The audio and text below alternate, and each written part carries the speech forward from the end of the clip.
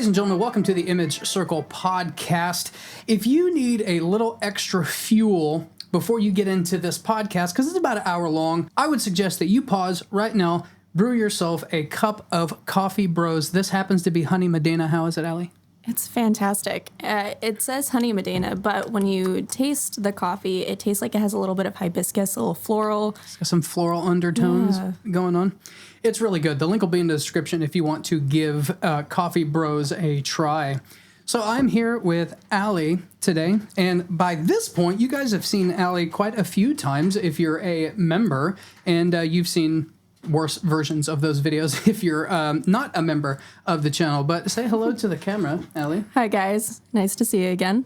We do not really have a particular topic that we were going to talk about today. I figured I want people to get to know you a little bit better because generally in the videos that you've been in, which by the way, Allie is like a resident model of the channel. She's the only person currently that is an actual like partner, I guess, in this YouTube game. In-house? Yeah. You're like the in-house model. By the way, whenever you guys become members, Allie does get a cut of that, right? She is actually kind of quasi working for the YouTube channel, I guess. I'd say so. You're not like an employee of ZWade Photo LLC. It's more like a contractor. Yeah. Yeah, kind of. So yeah, whenever you guys become members, like you're helping out the channel, you're helping out Allie. You know, Allie helps out the channel just by being around. So, you know, that's that's what we're doing. So I figured today, instead of like picking an actual topic, we would go through the lightning round, let people get to know you a little bit. Perfect. And then just kind of like talk about like us working together. And, absolutely. And stuff like that. Yeah. Let's jump right into the lightning round.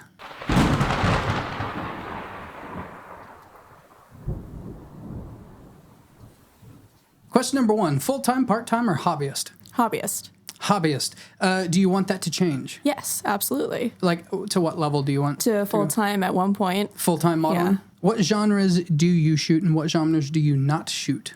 I'm pretty open to any genre at this point. I've been more in the boudoir space lately, but I feel like that's because I'm a little bit more like okay with putting myself out there, getting out of my comfort zone. I love doing fashion photography. I'm okay with portraits. I kind of want to get into the space of modeling for a realtor photography, like almost like doing like lifestyle photos for real estate listings.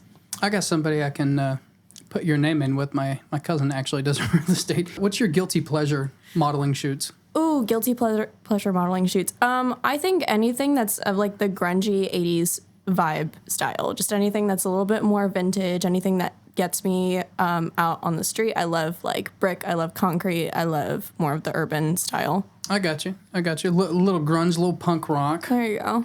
What's your dream shoot? A femme fatale shoot. So I am an avid collector of weaponry. I like guns, I like knives, I like swords. And so like, you know, like a mixture between that and maybe like a Carmen Sandiego kind of vibe. I've always wanted to do that kind of shoot. Where in the world is Carmen Sandiego? That was from like my childhood. How old are you? 21. You're 21. So I'm 33, and I distinctly remember the intro to Carmen Sandiego, the cartoon, and never once actually watching it. Oh my gosh, you're missing out. What do you think your greatest strength is in modeling? The fact that I am a photographer, because I can now put myself in the shoes of the photographer and be like, I understand what you're seeing through the lens, so let me contort my body to where you're positioned. This isn't a lightning round question, but which one were you doing first? Photography. You were doing photography first? Yeah. What's one thing you know you can improve on in modeling? Just confidence in general. I grew up doing this thing called, well, my family called the Muppet face, and basically you just, you know, every kid does it in the family photos, and I still find myself doing that at some points when I'm put in like positions that I'm not used to. So there's always improvement on the comfortability. That's not the generally, and this doesn't apply to you because you're excellent at posing, but generally people say, "Oh, I could improve on posing," and confidence was not what I thought you were going to say. I didn't think you were going to say posing because I find you to be a pretty confident poser. Thanks. But you know, or competent poser, but confidence was not what I was expecting. Because you always seem like extremely confident. Oh, no. Not at all. Fake it till you make it, right? It's just me. It's just me.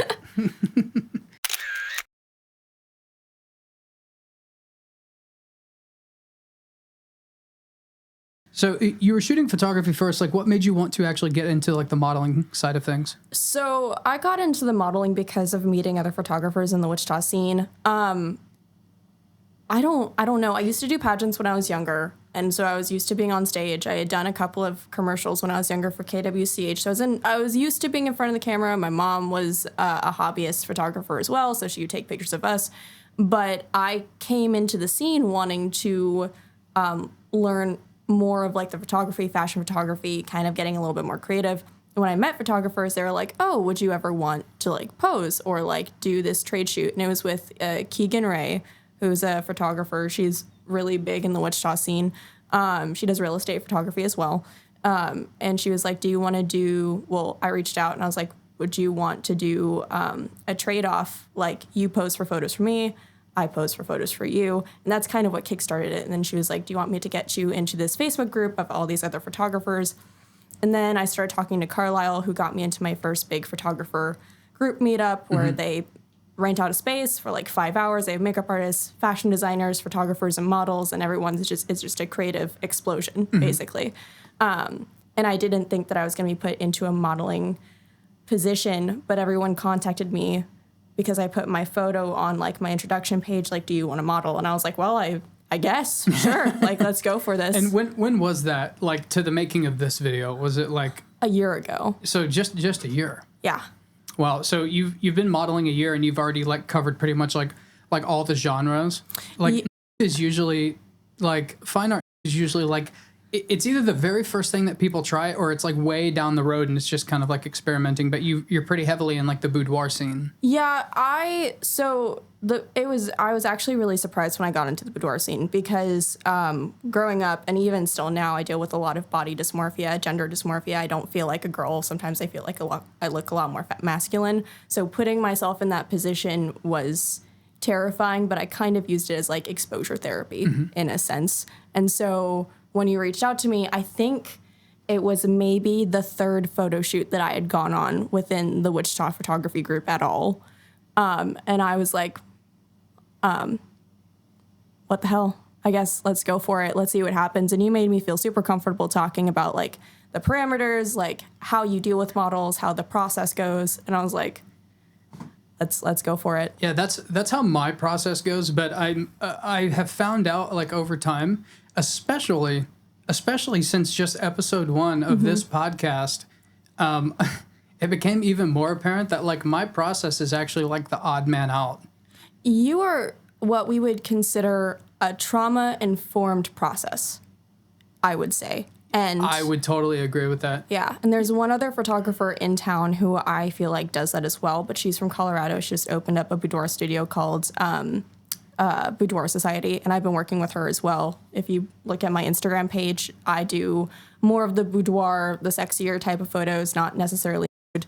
And she is very trauma-based informed, and I am very happy that there is now seeming to be a trend of photographers who are taking on this type of interaction with their model and taking more steps and getting more comfortable and figuring out triggers. Because I just don't think, like for me, being like a straight male photographer, right, it seems like a lie whenever I tell people, because I mean all the time it's generally from like non-photographers and non-models, but whenever I tell them that I primarily shoot like fine art, and they're like, "Oh well, like how do you keep yourself from like being turned on in that kind of shoot?" Right. And like whenever I tell them, I'm like, it just doesn't affect me like that. Like that sounds like a lie because like everybody else can't wrap their head around the fact that you can be professional, but I mean, I built my whole system around one, not wanting to get sued, and two, not wanting to like bodyscape is what I enjoy most, and I don't want to lose that because other bad actors made me lose that already once because they damaged the entire industry, in this area. And I don't want to lose that again. And so I just built my whole process around, making sure that like nothing can go wrong because I just want to keep doing what I'm doing. You want to do what you love. And when we talked, I equated, so I was in culinary school for a long time. And one of the thoughts that I had when I got into culinary was like, well, how on earth do chefs like not become hungry working all day in the kitchen? But it's the same thought process. Like you're doing a job. It's not your food. It's for somebody else. Same with the fine art photography. it's not sexual, it's your job. Yeah. Yeah. That's just like that's what I want to do, and that's what I do. And so like I just built a system to like allow me to keep doing it, you know? There you go. Do you remember a moment, like the moment like when you kind of finally felt like I've got this modeling thing down? Like maybe there was a moment where you were like, oh, like I totally bombed that, but then like the next shoot it went well and you're like, oh, like I feel like I've got like a hang of this. This is gonna sound so stupid. It wasn't a shoot within the modeling, like Wichita modeling scene. It was with my mom. I had run for Miss Kansas when I was 19, I think. I think I was 19. And it was the one that was televised. It was to go to Miss USA. And I saw myself on stage after in the video, and I'm like, oh my gosh, I am so stiff. I don't know how to walk. I'm talking on like camera. I don't know how to pose. I don't know how to keep my body straight. And you can see the awkwardness because I felt out of place. I'm not a pageant girl. I finally figured that out. I'm more of a in the modeling scene. But this is so stupid. I started watching America's Next Top Model, which for any other thing in the modeling industry, it is not correct. That does not happen. But there was something that Tyra said. It was that your body makes lines and shapes. And that was the moment that it kind of clicked for me because I do art. I was in art classes during college at this time, and we were learning how to draw the human body. And I was like, oh, I'm just a rough draft. Like, that's what I need to work. I need to work on my rough drafts before I do my final project, right? Yeah, you're trying to do the shading and you haven't outlined yet. There you go. So I worked a lot on trying to understand my body, and I was a gymnast for a while too. I do a lot of things. I'm so sorry, guys. And I was like, I need to pretend that this is a sport, not just me sitting down and looking pretty. And that's when it clicked. And so when I got into more modeling with Keegan, that was the first photo shoot that I felt like, oh, I've got this, because I made an effort to think about how my body was connecting with my background, with the lighting, with am I making a triangle with my body or making a square? Do the lines make sense? Is the eye following where the picture wants it to go? One horror story from like modeling. It doesn't have to be like a photographer did something egregious. It can be if you want, or it can just be something that like happened and you were just like, oh my God, that's embarrassing.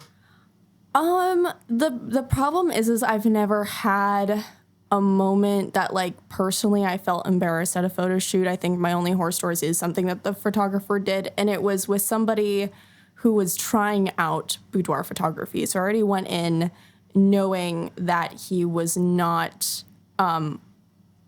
trained on how to deal with a model in that situation, and asking to like move a certain piece on a model or like adjust straps or anything in a boudoir situation is highly, highly important. You always need to ask consent before you touch a model. And there was multiple times in the shoots where he didn't do that. So at the end of the shoot, I was like, hey, this is my review. This is what you need to work on. If I don't see this happen, I won't tell anybody to work with you, because I don't want to send someone to you and that be a cause of someone's trauma. Like, I don't want to do that. On that note, I think me and Alli have probably done 6 or 7 videos or something like that. That you've posted. So we'll do like, I think an hour to an hour and a half like shooting. And so we've done 2 of those, but we'll make multiple videos out of them. We batch shoot these videos, but there has been exactly zero times that I've actually like touched my model. I don't touch models at all, like consent or not. I don't even like move hair. I'm like, go like that and see move if it yourself.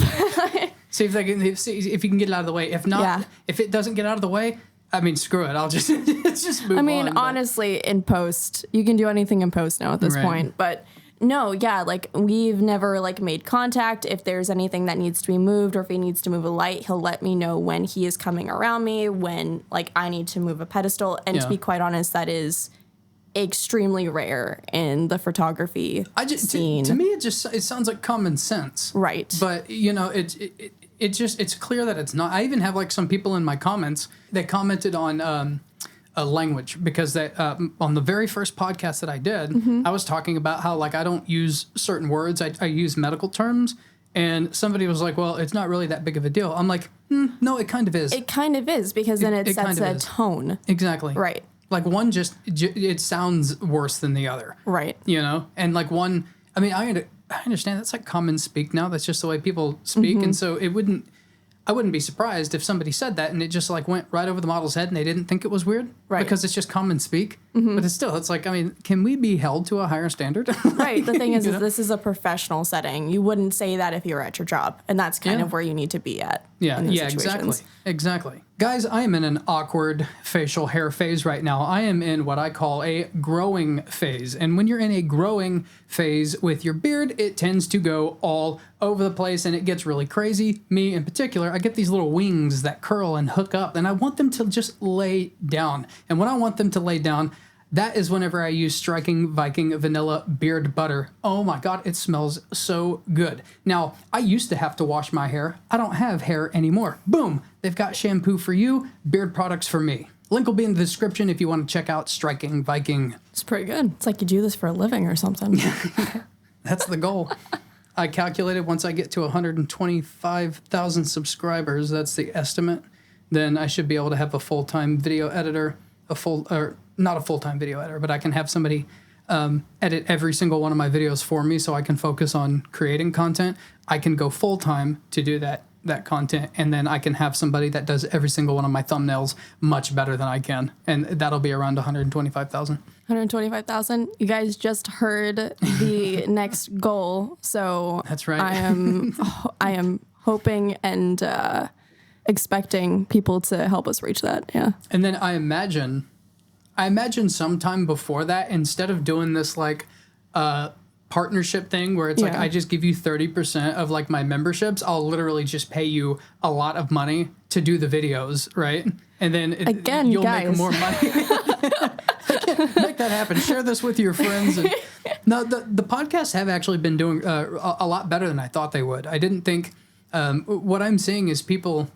I've seen people say I don't really generally listen to photography podcasts. Yeah. Like, they get burnt out on the gear. Right. And I haven't really none of these podcasts have been about gear. They've just been about like with conversations with people like in the industry. Right. You know, that do like different things. You know, I've had a marketing person on, a photographer on, several models, you know. Well, and the thing is that photography is such an odd thing because all the public sees is a photo. You never know the behind, unless you show behind the scenes, and unless you do like interviews like this with the model, all you see is a face, all you see is the fashion, all you see is the lighting. I mean, it's art.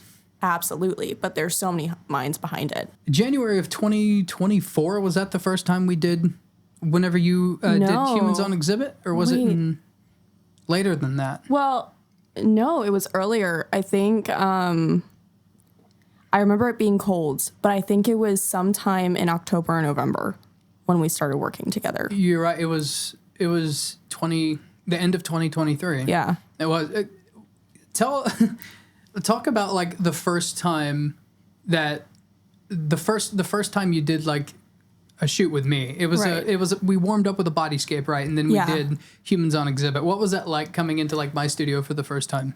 I didn't know what to think, honestly, because I'm a very cautious person. So as much as you made me feel comfortable over text, there's always that little voice in your head is like, hey, just make sure you're safe, like whatnot. Sure. But the moment I met you, I was like, oh, this guy's a teddy bear.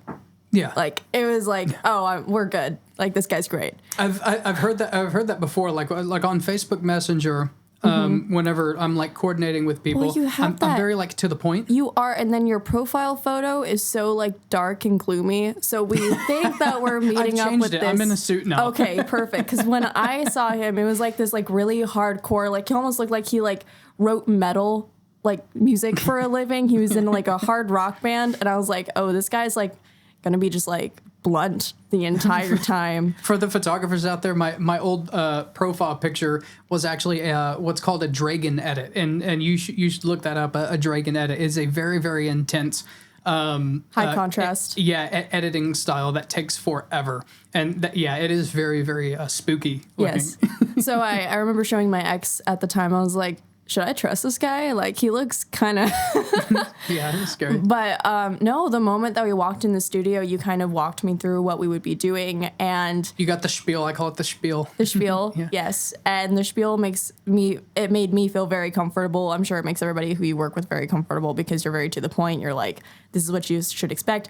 If this doesn't happen, call me out immediately. Yep. And that's what makes me feel comfortable, because there's a lot of photographers who will just be like, all right, let's get to shooting. Like, there's no sit down, pre, whatnot.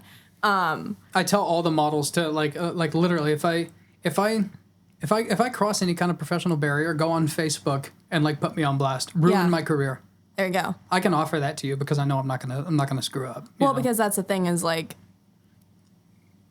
it also keeps you in check. Yeah. Yeah. Yep. Exactly. But I don't know. It was so odd. Because getting undressed, like, before you came in and doing the bodyscape, I was like, oh my gosh, I don't know if I can do this. Like, I'm really scared. And then you walked in and I was like, oh, I'm like actually really comfortable. I kind of forgot that I'm butt ass naked right now. And then we started posing and you just got into it. And I guess movie montage is the best way I can describe it. We just got to work and the lighting was great. Obviously, I had somebody with me the first time. It was my ex at the time, because I'm very big on, like, when you're meeting photographers, it's your first shoot, you should always bring somebody with you. Oh, yeah, for sure. Just to be safe, safety in numbers. Yeah, I'm fine with, like, anybody. I'm fine with anybody bringing, like, anybody. I leave it up to that person to know whether, like, if they bring, like, a boyfriend, like, I hope that you know exactly who that person is, because if it's the kind of person, they'll be like, well, this is Bullberg or whatever. Like, why are you letting this guy take photos of you? Yeah, what are you doing? it's like, why did you let me come? Right, yeah. Or why did you support this a minute ago? But I haven't had any like weird issues like that. In fact, it always makes me feel good. Yeah. I mean, it's always, and I don't judge.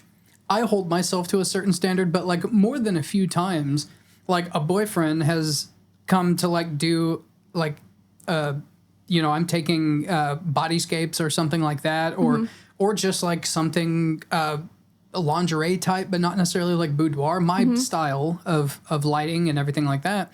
And, like we shoot and I cash out all my ideas and she has a few ideas and like we do those.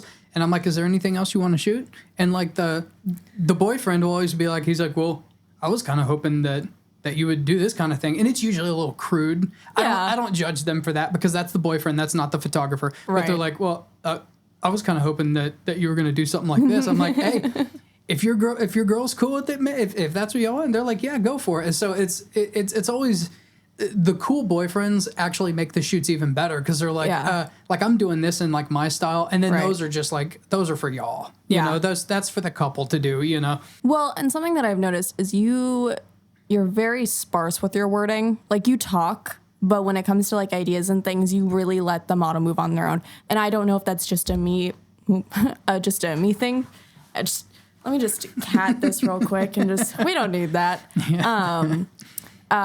You kind of just let the model do what they want to do. And just kind of let that up to them and their comfortability. And I feel like when I first shot with you, that was something that you let me do. You're like, just do whatever you're comfortable with. Right. Here's some ideas. But then like I was getting into a groove of like how I was posing and whatnot and knowing what you wanted, and it worked out great.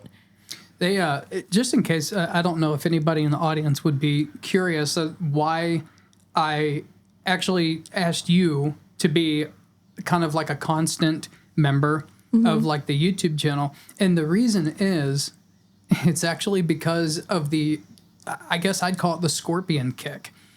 That's what actually sold me on it. And that hasn't been on YouTube yet, but like I'll tell the story. So the first time we did Humans on Exhibit, since you were one of the early models, I did that with the black pedestals. And I had done 4 models with the black pedestals, and I didn't like the way that they turned out because the black pedestals were disappearing into the background. Into the background. Yeah. And so the white ones were just, I had already figured out I'm going to do that, because I was experimenting with both. And so I had you come out and we did a reshoot. I had already made my selection that I wanted in the project. And so we literally just reshot like that one. Yeah. But then we had all this time because you came all the way out here. And so we just kind of like freestyled like with some stuff. And that's whenever I found out that you're very flexible and you do, gymnast. Yeah. And you did this like scorpion kind of hook kick thing. And I was like, okay, so I've got a model here that's comfortable with the bodyscapes, is comfortable with the full body fine art work, and who's also flexible and a gymnast and can like hold these kind of wild poses and stuff like that. And that was one of the things whenever I had found that balance of how I could get around not losing my channel. Right. Because to YouTube, the behind the memberships and stuff like that. I found out how to do that. I was like, I need somebody that is like my person, and finding somebody that's excellent at posing, who's comfortable with the fine art side of things, and can also do these like crazy things, like these crazy poses and the jumps and the kicks and the stuff like that. That scorpion kick is the reason I asked you first. I asked you first to be like my resident model, like for the channel. Well, and that's my favorite photo, actually. I have it in my gallery. I haven't posted it yet because I need to go in and blur, like, obviously the parts that Instagram can't see. I can do that for you. I got a little phone app. It works really easy. Okay. I'll do that for you. Yeah. But, no, I think that's one of my favorite, because I love, again, like, I dealt with a lot of body dysmorphia when I was younger and still do. So, like, curves are kind of like, I feel like I'm malvoid of them. That photo, I was like, oh, I feel feminine in that. Not in like a sexual way, but I was like, I feel like a woman in that photo. And so it's been one of my favorites. You feel more shapely rather than, you know. And of course, it's the one where I'm like literally arching my back all the way over and my toes are above my head. Literally looks like a scorpion. Yeah. It's like a scorpion kick.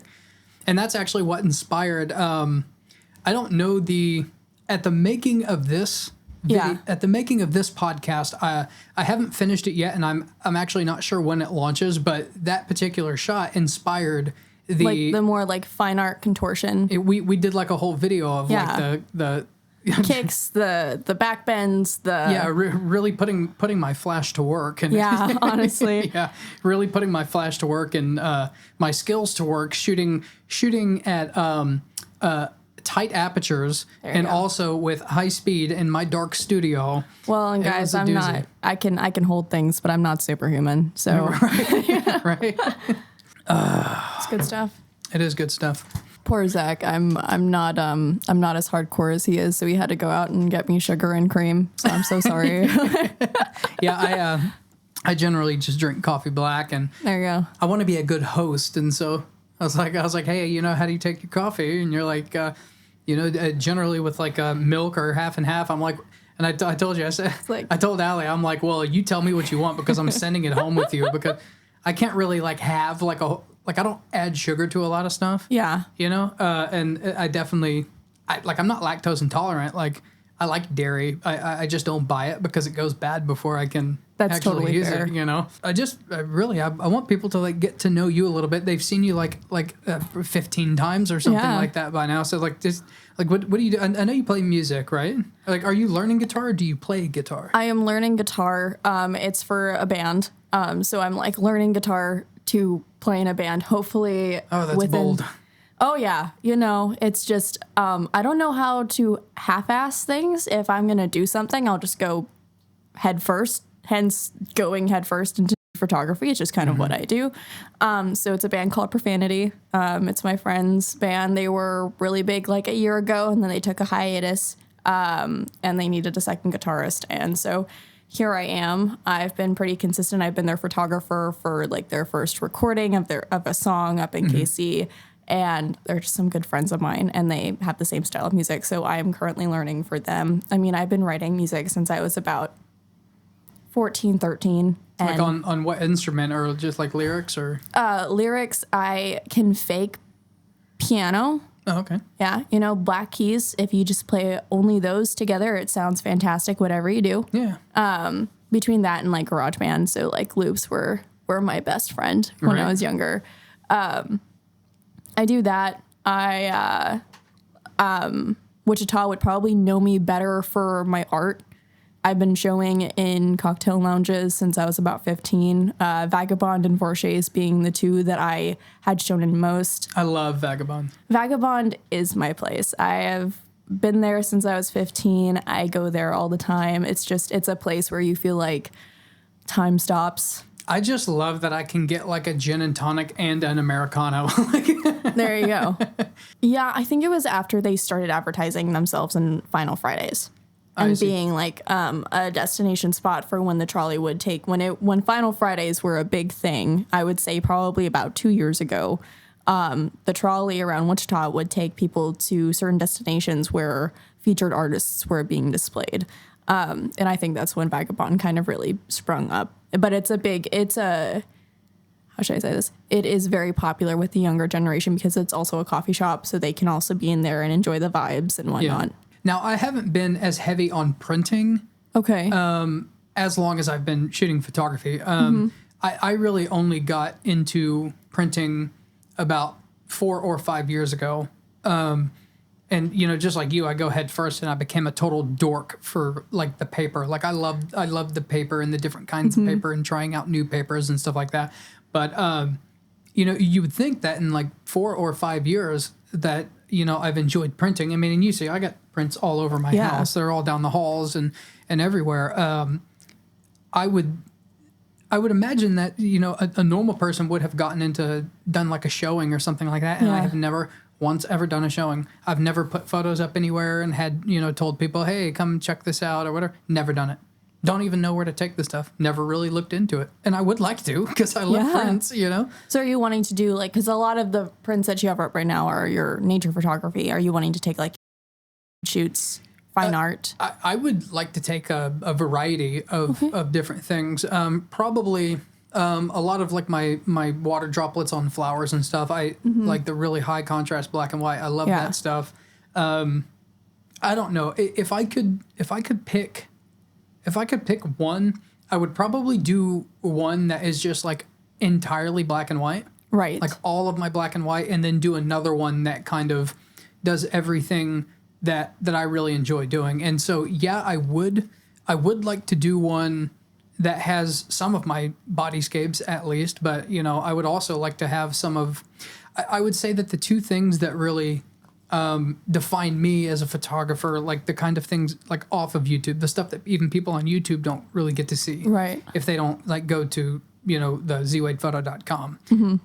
If they don't go there, they don't get to see it, but it is like the bodyscapes, but even more so than that is like my shallow depth of field photography, which is a little more on the abstract. You know, it's my particular style is kind of this line between like, you know what you're looking at, but there's no like overall it's not definitive. It's not definitive. Like, well, like this one down here, you know, you're looking at like a tree trunk that's been destroyed, but it's been like cut off, but there's no like wider scene, you know. And like if you were to look at that like up close, it's literally a tiny bit of it is actually in focus, right? And so like I love that crap because like nobody's gonna take a picture of that, but it's a particular style of photography that if you do it, it is really cool. It's very texture focused. Yeah, everybody just walked past it, you know. I would see myself doing two different showings. One that's just all black and white stuff, and then one that has like the bodyscapes and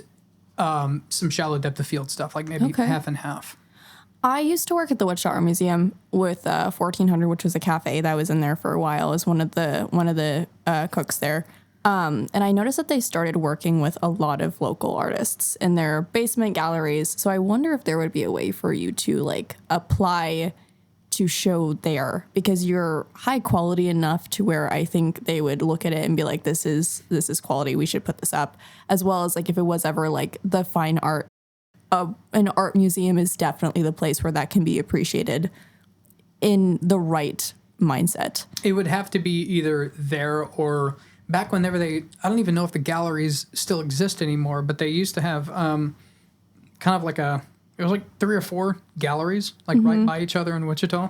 And they used to have those right there. And on Final Friday, you could just like walk in and look. But I always just assumed that there was a ton of competition to get your stuff in there. There was probably a wait list a mile long.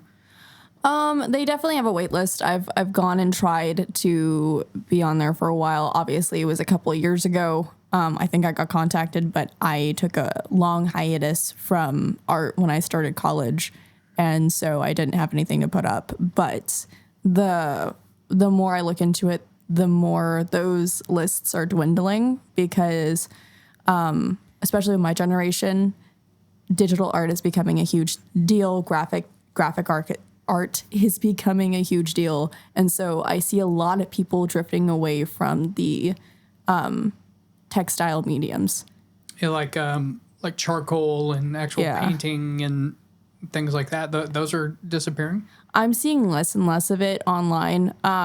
And I think it's just because of obviously technology is fantastic and the amount of time it takes you to add glow to a digital art form versus drawing it and shading to the point where it looks like a light form. I mean, time-wise, it makes more sense to do digital art. And so I see a lot of people going towards that lately. I see. Well, that's kind of unfortunate. And at some point, you know, because like even like AI is getting so insane that at some point, like I think people are going to start desiring actual like physical creative work. And like I wonder how many people are going to be left that actually understand the time like with like oil painting, like the time between this and like you don't want it to dry completely, but you don't want it to be super wet. Well, in oil paintings, they take about 9 months to dry completely. Oh, is it really that long? Yeah, that's why it's becoming less and less of a medium because nobody has the attention span to wait that long. We live in a instant gratification world, and I see that hurting the art scene quite a bit because, again, it takes time. I went into my first art class, and I was used to doing art pieces that only took me an hour, and I felt a major amount of anxiety when it took me 3 class periods to finish a piece. But it's so amazing.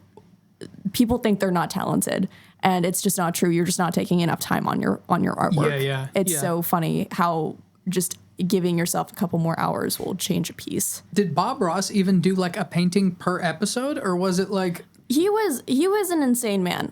Bob Ross is definitely talented. He would do a painting per episode, but you can definitely tell that he honed his craft before he ever hopped on that camera, because he would do a painting, and I remember trying to follow along when I was younger in maybe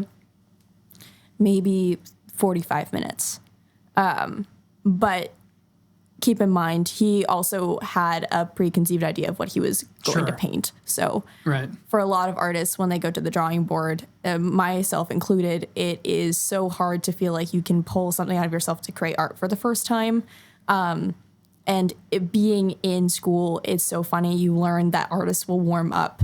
There are warm-up drawings that you do before you actually create an art piece. Is it like a doodle, or is it just something to kind of get your strokes? You want to move going. your full arm. You want to make circles. You want to make squares. You want to get your hand basically stretched. You're basically stretching your hand and arm before you actually start and create a piece. It's the exact same concept of whenever I go to practice bass, the first thing I do is run some scales. Right. You know, I run some scales, get my fingers all kind of warmed up and everything like that. I give myself a little... especially like I got to loosen up my thumb before I start slapping. Otherwise, like I hit the wrong strings. But you know, there you go. Got to kind of get a little bit loose, and so it makes sense that you do like kind of. I mean, because the stroke is what's important. Like the stroke is so distinctive that like really talented like art. What are like the people that what are they performance artists? No, like who are the people that like judge art, or they art critics? Not necessarily critic, or people that like determine the price of it. Appraisers. Appraisers, like art, like really talented appraisers can actually look at strokes and like get and tell whether it's like an original of a particular artist or not. You know, because like they can tell by their stroke. You know, it's like so and so. This looks like a Picasso stroke, and so like it makes sense. I didn't even think that you'd need to get warmed up, but like if you're gonna do your best, you got to be loose. Well, and it's so funny because I mean the same thing for modeling too, especially with new models. I've done that where I will, if you've ever modeled for me before, the first hour you ever model for me, I'm not actually taking photos. I will put models in very crowded spaces and have them pose so they get all of that anxiety out, and then I pull them out and I bring them into less populated areas so their body then relaxes. You already get the tense, and then you come out a bit. Yeah, that's a pretty good move. Most of my stuff it's either. You're in a studio, so it's a little bit harder to do that. Yeah. Well, I don't know that it's really, it's very secluded and like private. And so, I mean, now granted, we're doing a style of photography that is inherently, would make you a little nervous and clenched. You know, yeah. A little stiff. And, but yeah, like being out in public, I've never thought to, yeah, let's start off over here. Let's get the kinks worked out and stuff like that. I never have. Maybe I've just never, I mean, generally whenever I'm out and about shooting, there's only like a few people I call for the YouTube channel, you know? Right.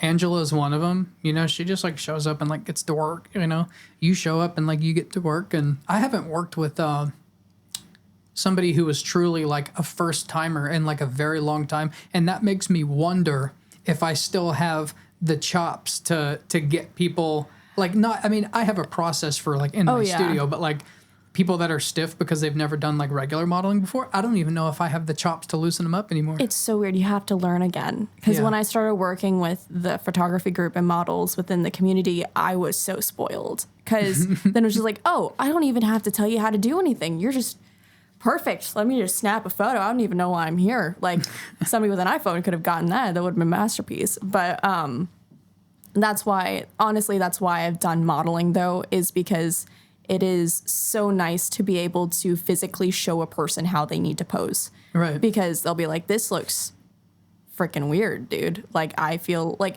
there have been multiple times where I've posed for photos and I'm like, I feel like a frog right now. This looks very awkward. And if you have your foot in one certain position, it will look awkward if it's not moved in a certain way. So I had lost the ability to like, how do I say this?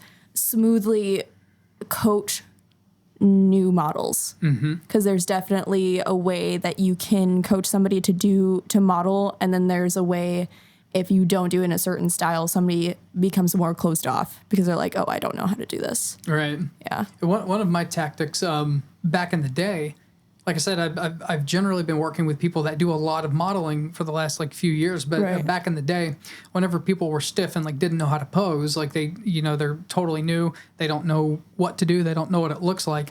It was always a really good tactic to get them like loosened up for me to actually demonstrate the pose that I want them to do. Because for me, at that time, I was about 200 pounds, 5'5". It's pretty silly. It's pretty silly seeing somebody of that build get like down on the ground and like do a pose, and then it just kind of lightens the mood a little bit, I get that, because when I was first starting to do photography, I took a lot of my friends out, like it was their first time, and I remember them being stiff, and so I decided that I was going to be the weirder person during this photo shoot. So I'd go into accents, I would lay on the ground, I'd put myself in, during the beginning, I put myself in like very odd positions to take photos, like the very stereotypical photographer on the ground, their legs are in the air, for whatever reason that's going to get the angle you want, like that's what I was doing. And it really helped, because one of the things I've noticed, and I started also dressing up when I would take models out, because if I look good as a photographer and the model sees that, then they feel like they look good. Because when you're a photographer, you're a reflection. Your emotions are reflecting what they should feel, basically. Yeah. Speaking of that, the last time we did some batch shooting, I think was the first time I haven't been like really dressed up. And you're one of the few people in the last 6 months that have seen me in like what I would call like civvy clothes. Yeah, like casual wear. Yeah, and that was really just because it was hot.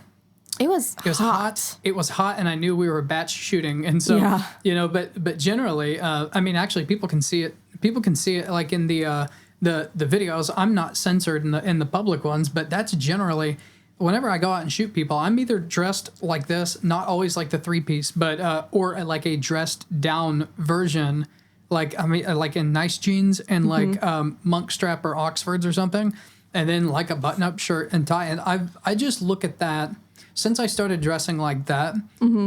It started off just because like I went out with like some friends and I saw probably 30 people out on the town on a Saturday night in like their pajamas.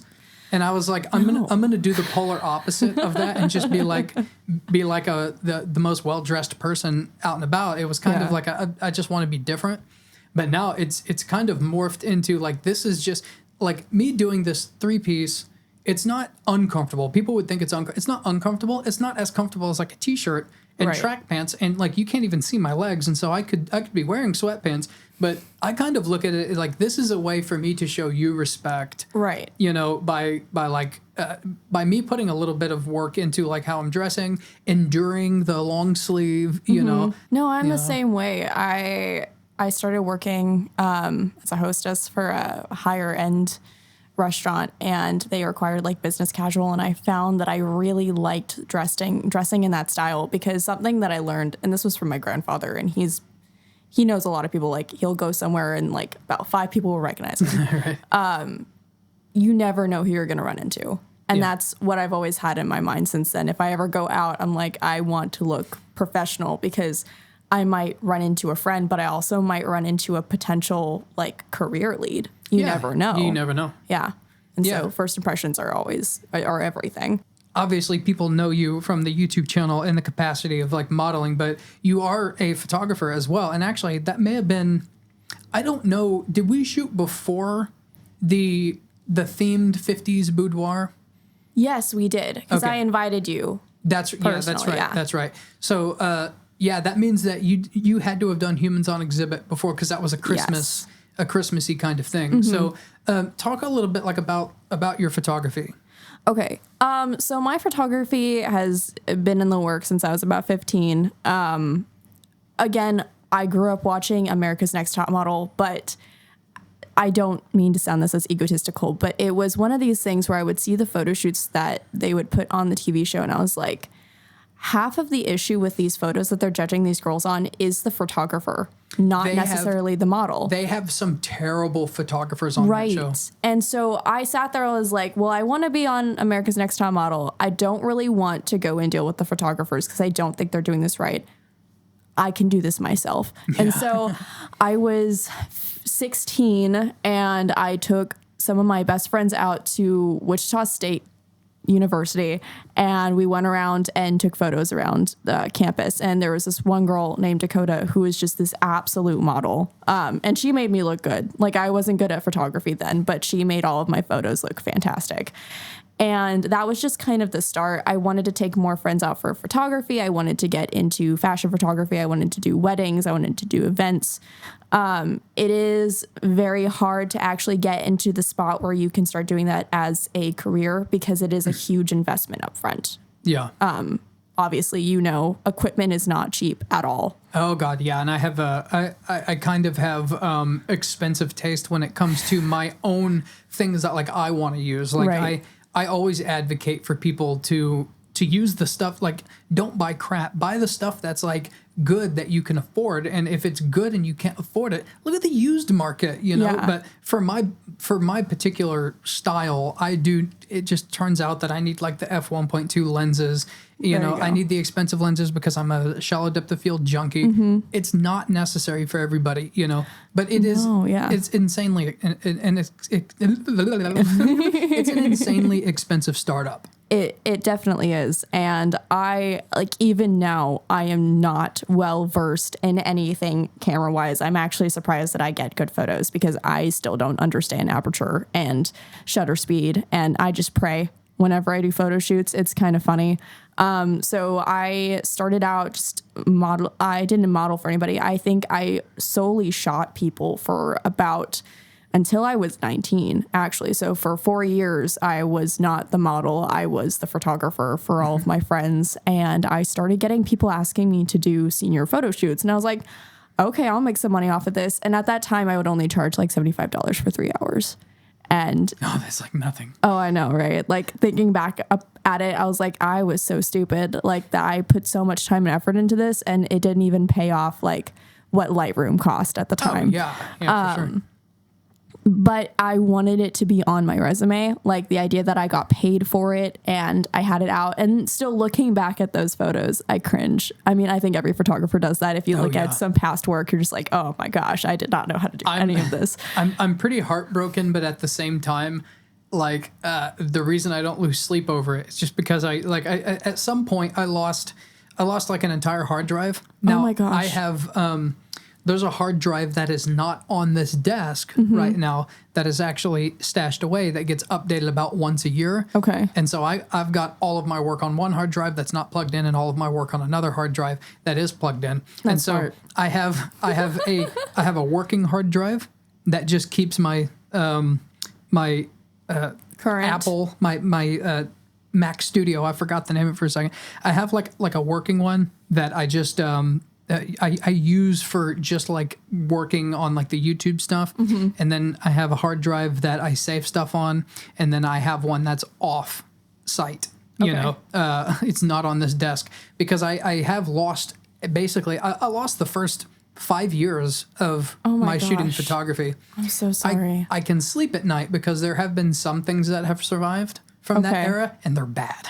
My gosh. So you just remind yourself by looking at it, it's like, you know what, I didn't need any of those. They're really bad, but at the same time, I do wish I kind of had them because it would be a really good piece of kind of content for everybody else to like to pull up like some of my first shots ever with also, you know, the new stuff. Yeah, but also as a photographer, it's nice to look at how far you've come. Oh yeah, for sure. Because then I get in this rut as well. Like I'll look at photos that I do now from like even my last shoot, and I'm like, this looks like crap. Like I don't know why I sent this to this person. This doesn't look good at all.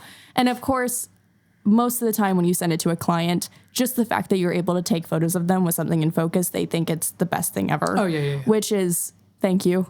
But also, I think everybody who does their art form is a perfectionist when it comes to their art form. Oh yeah, I spend far too much time editing, like for like the humans on exhibit that we did. Yeah, I spend far too much time making sure that the area where the cord was running off to the side from the light that's like behind you. Yeah, I spend way too much time making sure that that looks okay. Yeah, and the crazy thing is that disappears entirely. Right. And since this is a printing project, I could probably theoretically leave it in there and not remove it, and you wouldn't see it in the darkness because like prints are front lit, not backlit. Yeah. Right. And so you're not going to like on screen, you can kind of see it. You see a little bit of a shadow almost. Yeah, but that's because it's you know backlit. But whenever it gets printed, there's nothing behind it shining on it, and so you're never going to see it. And I still take way too much time making sure that it looks absolutely perfect. It looks like I don't even do the content aware fill because I don't want that cord to be removed. I want to control where it's gonna like take inspiration from, and so I do like a patch tool, and I just do tiny little strokes to move the whole thing out until it disappears, and then I take a brush and I blend it. Like it's ridiculous, but yes. I'm an absolute perfectionist, you know, when it comes to that kind of crap. And I found that my style of photography is actually teaching myself how to not be a perfectionist. It's so hard. It is so hard to just be like, you know what, this flaw gives it character. And that's where I've kind of come with my photography now. I like the grain. I like the faded. So I watched this movie, Grand Budapest Hotel by Wes Anderson, and the style I think has really changed how I do photography as well. Everything is like, I try to do symmetry. I try to do very poppy colors. Before I was very grungy. I liked more of the goth. I liked more of like the moody. But I am now, as I go into more of my style, I'm much more of a storyteller. And that has even bled into me doing like short films now. I have a group of friends. We have this YouTube channel called Film Different, and we do like short horror films, but I always film my short horror films with a lot of color theory and a lot of symmetry until things go awry, and then it's not symmetrical anymore. You know what I'm saying? And so I've started implementing that into my photography. So now I'm in this odd little space where I don't know how to work a camera. I don't know aperture. I don't know, shutter speed. Like I understand a little bit of it, but I'm definitely not as well versed as like most of the photographers in the group, but I do know how to tell a story. And that's like my style as a photographer is story based. So you're like flying, like whenever you're shooting, you're just flying by wire. Yep. You know, it would be a really cool. And if, by the way, you guys can leave in the, can say so in the comments if you think this would be a fun kind of idea. There's another YouTuber called Matt Granger. And he does a lot of like the fine art kind of stuff, and he sells courses on it and everything. But he actually had this little short series called Educating Steph. Steph was like his like resident model. It might be kind of fun to do like some videos like educating Alli. Like I'll go back to the basics, like the exposure triangle, and then I can set up some shoots to show you. I don't even know what that is. To show you exactly like the effects of like shutter speed. Yeah. We just have to find a model since you're going to be shooting and I'm going to be shooting as well. I think it would be really good. Maybe not like fine art, but I've always wanted to do that Roman, like Greek mythology inspired photography with like draped like curtains and whatnot. I think that would be a good like style to shoot in that situation, because then I'd be dealing with a lot more shadows, I think. Yeah. Are you wanting to do that like in studio or like out and about? In studio, I think, because out and about, I highly rely on sunlight. I have gotten very good. I am a daylight photographer, natural light. I've learned how to not make my camera work for me, but I know how to place models in certain lighting situations where I'm like, the light's good here, we're going to use this as our background. And that's what I've been doing for, let's see, I started when I was 15. So for 5 years, I've been using that. And then going into the studios has just been, you know, I'm surprised I got good photos that 50s boudoir shoot that we did. Right. And were you using any flash for that? Nope. Oh man, that was dark. Were they like really high? Were you shooting like a high ISO? I think so, like 6400. That's pretty high, yeah. Yeah. So that's pretty high. What cam? Just because we have some gear junkies, we kind of shifted a little bit. I mean, and I said I wanted to talk about your photography, and that reminded me that there's actually some questions. This will probably be like a longer podcast, but like I'm totally cool with that. Hell yeah. But because I have like a series of questions like for photographers too. So okay. Let's do a super quick kind of like lightning round just about like your photography real quick. Heard. So we already know you're part-time. Right. Actually part-time or hobbyist? Hobbyist. Yeah. Do you want that to change? Absolutely. Full-time. If you could only choose one improvised question, if you could only choose one shooting photography for the rest of your life, or are your photography dreams coming true or your modeling dreams coming true? Photography. In what genres do you generally shoot? I shoot stories, cinematic photography, fashion photography. It was the best way I would describe it. And what's your guilty pleasure photography? Cinematic photography. The kind of the storytelling kind of thing? Or like album cover style. I got you. What's your dream photography shoot? I would redo Breakfast Club or like Goonies style like photography, like almost like I was telling, like my idea would be to tell a story of like a screenplay that I write through photography only, and it would be 80s style inspired. I got you. Nice. I think I know the answer to this question. I'm going to ask it and tell me if I'm correct. What is your greatest strength in photography? I'm going to say it's the storytelling, right? Storytelling, and the fact that I can model, because I can show exactly what I want, and also the fact that I was a gymnast, because now I understand how to even pinpoint what muscle you need to tighten or loosen to look good in the camera. That's a little side note. Since we've done bodyscapes, like I tell people all the time, like my direction and bodyscapes are so. They have the model feeling so bizarre. Like, how does this look good? But do they not? The shot always looks good, but the actual pose feels weird, right? Yes. Yeah. It feels weird. Absolutely. But the thing is you're looking at it from your mind's eye and not the camera. Yeah. I'm basically writing every time I do like a bodyscape shoot. I'm writing on like literally years worth of experience of like like I know how I set up my light, and I know like.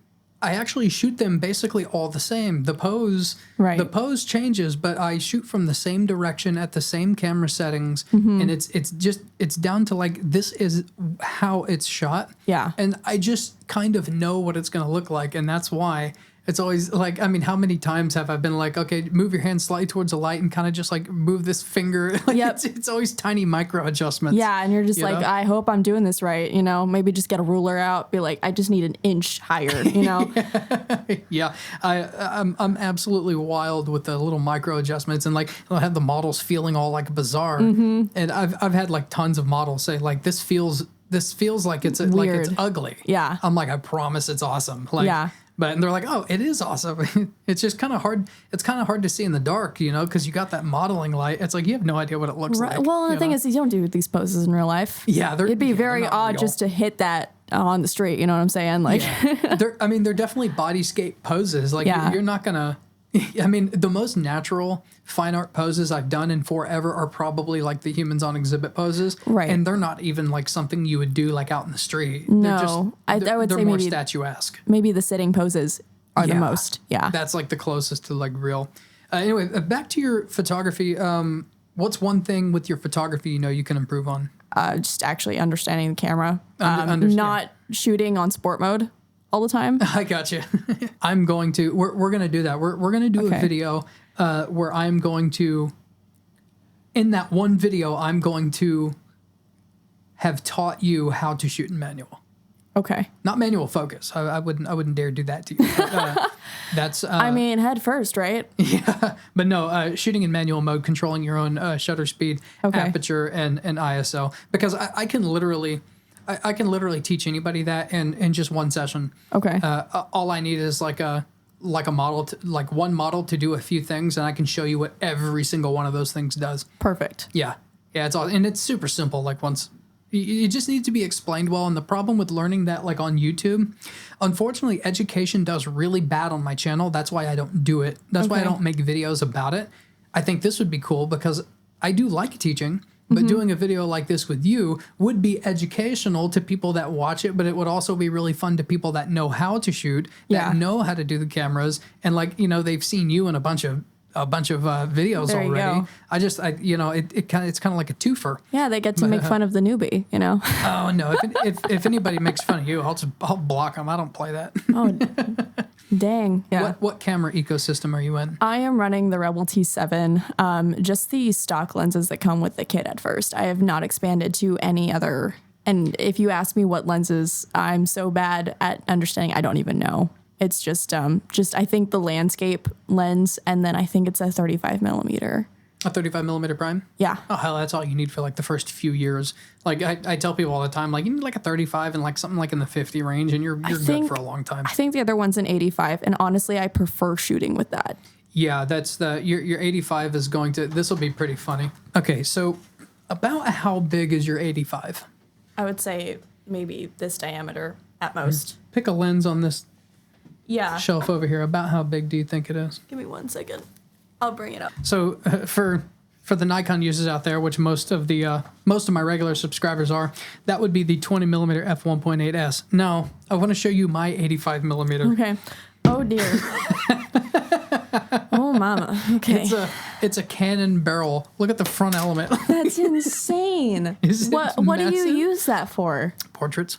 Okay. It's f1.2. Feel it. It's like absolutely giant. It's literally like an artillery shell. I feel like this should be like a coffee mug, like a travel mug. Like this is what I think this is. If you pulled this out, I would honestly like. Yeah. This is what people in the industry call lens porn. Like whenever you have like a lens that's just like super sexy, they're like, oh, it's like lens porn, and I'm gonna have to censor, otherwise they'll shut down this monetization. You need to get you like a good prime. Something with like a f1.8. They're usually not that expensive. Okay, when you say not that expensive, on a level of broke college student, like $250 or less. Okay, all right. Yeah, no, you can get some like really good. You can get some really good prime lenses in your ecosystem. You could probably get like a 50 millimeter f1.8 for like $160. That's not bad. Brand new. Yeah. They lenses didn't start getting really out of control price wise until like mirrorless came on the scene. There's always been good options in every single camera manufacturer's ecosystem. There's always been good options. But here recently, the optical technology is getting so good that they can, like relative to what you used to be able to get optical performance wise, you're getting a lot for your money now. But the entry point to that, it's like you're talking $500 now is a way crazier lens than it was 6 years ago for $500. Like $500 was maybe didn't get you that good of a lens. Yeah. It's kind of like a middle of the road. Now $500 gets you a really crazy good lens that's extra sharp. But there's no options cheaper than that. No, It's like they're all fairly expensive. What else should people know about you, Alli? After seeing you in so many videos and stuff. I guess for me, it's like I am like a model. I'm more of, I feel like when people see me in the videos, I'm very like a statue, I guess is the best way to describe it. You know, I'm a pretty open book, but like if you ask me like what should you know about me, I'm just like I don't know. I'm just a person. I'm just here, bro. Like yeah, I mean, in my opinion, you don't. You're an interesting person to talk to because you're very like soft spoken, and you're very the things that you say are very like thought out, but at the same time there's like this level of like let's fucking do it, bro, that like that doesn't like you're very like let's do it, that's cool, but yeah. you wouldn't get that just talking to you because you seem very thought out in like what you're saying. But like once we like get to work, you're just like, let's go. I think there's two different sides to me. It's the professional and then there's the creative, but there's also like this little third side of me. Like I remember I said that I like weaponry, I like knives and all that. I used to play airsoft for like 2 years. And that really brought me out of my shell confidence wise. When you get pelted with like a 10,000 BBs when you're trying to, capture the flag and and you've got dirt in your face and you're crawling through twigs and spiders and whatnot, there's really nothing that you're not willing to just kind of go and try after that point because, I mean, you just endured a lot of pain for no reason. But also, I think the reason why I'm like that is because as I've gotten older, I told myself if people don't write a book about my life when I died, then I didn't do it right. So everything's for the plot. So never miss an opportunity because you don't know where it's going to take you. And so right now, everything's for the plot. My life feels like a sitcom and I love it. And it's what keeps me going. I'm going to ask the audience this question, but I'm going to ask you first. What is one video that you want to make for the channel? Ooh, I think just something. So like I said, I really like cinematic photography. I think it would be fun to almost, and I don't know if you can do this with bodyscapes, but somehow, some way, find a way to use your style of photography to create a story, and don't tell the audience what it's about. Let them figure it out through the photos. I think that would be a really fun video. I actually have. I've had a lot of plans for that kind of stuff in the past. I just never have done them. I got one fotonovela. That's what I call them. It's called wife material, and it's just it follows like from the time like a party girl like gets home from like a night out, and then like her whole process of like being at home, and then I love that. Then starting over at the end. I called it wife material because like at that time I was kind of like looking for something steady like relationship wise. Because I go through different periods, once somebody screws me over, I'm like, I ain't worried about it right now. Yeah. But enough of that time goes by. It's like, it'd just be nice having like somebody reliable around, And I was kind of in that period. And so I was like on the dating scene, and it was like 3 different people in a row. One of them didn't want to go out unless we were going to the club. Okay. And then like another one, we just went to dinner, and she got so drunk that like I had to carry her into her house. Okay. This is like the first date that we went on, and she absolutely plastered. And then the other one, she wasn't like way out of control, but she was like definitely like stoned. Okay. And so and that was like a little bit weird. Like I didn't know. I mean, I think I'm a pretty funny guy, but I didn't actually know if I was being funny in her humor or if she was just stoned. Oh my gosh. So it was like really weird. And so that's what inspired. It's like, man, I'm looking for something steady. Right. And like this is like the people that like I'm finding. And so I just came up with this whole thing, party lifestyle, and called it like wife material. So you know what? That's so funny because I'm going through some like weird dating like experiences right now. Why don't we make the next one that we do my experiences with dating? Yeah, dude, absolutely. Okay. Yeah, we'll get together and like brainstorm. Perfect. Now, I don't know. We should do that project. I don't know if that's like a YouTube project because something like that, I definitely want to like sit down and like map it out. Right. And get it like all planned out and everything. But definitely, what we could do, instead of just doing it all at once, like we can get together and brainstorm. And Right. I can just bring like one of these cameras and just hit record like while we're brainstorming. Right. And I can take pieces from that for the final video, like from That would our be brainstorming great. session. Yeah. And then I'll maybe have Chris Batchelor come out to do the video when we're actually shooting it. Awesome. You know, since this is like from like your perspective, I almost feel like you should tell this story. So why don't we do the video, Okay. get somebody to portray Yeah. the model that you want, and then Okay. the opposite side of the model, you shoot it, Okay. and I will be there to make sure that you get the actual.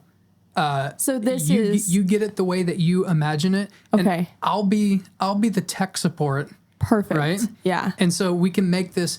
Here's a cool idea. We do the videos of the educating Alli, and then we conclude it with you putting This is this idea basically together. my final, guys. You Yeah, just came up it's- with my final for the education. No, that's the finale. This isn't finale? a test. This is you putting it into effect and you telling this story. Okay. Boom. Hell yeah. That's a cool idea. Now I'll ask the audience, what do you guys want to see me and Alli work on next? We need to do some more like not like in the studio stuff, like Yeah. just like out shooting. You know, not everything has to be behind like a membership wall. Right. You know, Yeah. not everything has to be fine art. You know, I mean, Well, we need to get you in front of the camera too. oh God, no. God, no. I'm terrible in front of the camera. Hey, if we're gonna educate me, I need to educate you. I have, I tell you what, if this podcast gets 500 likes, I will be the model instead of the photographer in a video. And I'm not setting that, and that sounds high. It's absolutely not. Every time I have said, like, if this gets so many likes, it literally hits it in like 6 days. Like it's a pretty easy call to action. So I'm gonna say 500. If this podcast gets 500 likes, then I will get my behind out in front of a camera. There you go. I have to do it before this YouTube channel gets big enough to where I'm doing it full time, because I'm going to be having to do a lot more like moving around and Yeah. traveling around and stuff like that. So I might as well face the fear now. Exactly. If the channel gets big enough, then I'll See, the first thing is getting on the plane. The next one is jumping out of it. that's not going to happen ever. I'm never skydiving. Absolutely not. Because here's the thing. They say that flying is safer than driving. Yeah. The thing is, if you get in a car wreck, a lot of people survive with either minor or severe injuries. If a plane goes down, nobody makes it. And so there's like no chance. And so, but if flying is safer than driving, then I can wrap my head around flying Statistics, yeah. statistically. But if I jump out of it, that's just, so I was in my head, and this is legitimately how I think, in my head, I'm lucky enough for this thing not to have a catastrophic failure. Okay. But if I jump out, I already beat the odds once, and now I'm my signing myself up for another one. And so jumping out really freaks me out. Okay. It really freaks me out. Okay. I don't know. Maybe whenever this, if this channel gets to like 1 million subscribers someday, Yeah. maybe I will jump out of an airplane. Okay. And like take some pictures on the way down, like There you take go. pictures Just of put a people. GoPro. Oh no, I'm gonna like take a picture of other people like diving with me, like aerial portraits. Okay. All right. Well, Yeah. I guess I'm going with you then. Okay. All right. That's what we'll do. We'll I'll be strapped to one instructor like with my camera, and then you'll be strapped to like another instructor, because they're not gonna let us jump on our own. No. You know. No. So I'm going to start trying to do like aerial shots with this other instructor, and you're like, what the hell are you doing? Like, quit doing that. Be like, I'm trying. Yeah, you're gonna be like striking poses, and he's gonna be like, you're gonna be in a pose, and it's gonna get in the way of him pulling the string or something. And that's the last time we see Alli, guys. Well, that's whenever the ZWade Photo Channel goes down in the most cool way possible. Oh my gosh, yeah. whenever he officially kills somebody in the attempt of content. I mean, people get like hurt like terribly making TikToks all the time doing know, stupid right? stuff. So Yeah. like, why can't I mean, I can do this on like Mr. Beast's level. Yeah. I can just beat him to the punch of something catastrophic. Let's do it. Yeah. I just have to survive, because like if that's how I get famous is by somebody dying in my videos, then I have to at least survive. It was for the plot, guys. Yeah. Don't mourn my death too long. Boy, this got real dark. Alli, tell the people where they can find you. Guys, if you're wanting to see my modeling by the wonderful Zach and also any of the other photographers that I work with, my not channel name, my Instagram, I'm so sorry, this is awkward, is at she is timeless, and between each word is an underscore, and there's an underscore after timeless as well. If you're wanting to see my photography, then go ahead and follow me at the Alli Ryan on Instagram, and you can also find me at thealliryan.com if you want to see more of my photography and my modeling and my artwork. All of that will be in the description below. I want to thank Alli for being with me for all of these videos and for this podcast. Absolutely, and I can't wait to be in more. I'm sure we're going to have a shoot probably really soon and get more work done. I'm ZWade, the ZWade, and ZWade Photo. Stay sharp, YouTube.